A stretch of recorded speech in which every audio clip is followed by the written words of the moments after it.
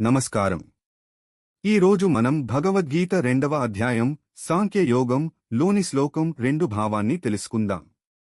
శ్లోకం. శ్రీభగవానువాచ కుతస్త్వా కస్మలమిదం విషమే సముపస్థితం అనార్యజుష్టమస్వర్గ్యం అకీర్తికరమర్జున. సులభ భావం. శ్రీకృష్ణుడు అర్జునునితో ఇలా అన్నాడు: ఓ అర్జున, ఈ క్లిష్ట సమయాల్లో నీకు ఈ బలహీనత ఎలా వచ్చింది? ఇది గొప్పవారికి తగినది కాదు. ఇది స్వర్గాన్ని ఇవ్వదు, కీర్తిని కూడా ఇవ్వదు. వివరణ. ఇది గీతా ఉపదేశంలో మొదటి ప్రత్యక్ష బోధ. శ్రీకృష్ణుడు అర్జునుని నిరుత్సాహాన్ని ప్రశ్నిస్తున్నాడు.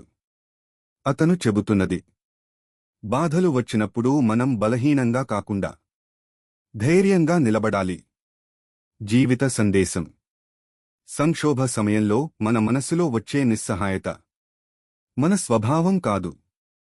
మన అసలు స్వరూపం ధైర్యం. మన గమ్యం కీర్తి మరియు ఉన్నతి. ఈ శ్లోకం మనకు చెబుతోంది: బలహీనతను వదిలి ధైర్యాన్ని ఎంచుకోండి.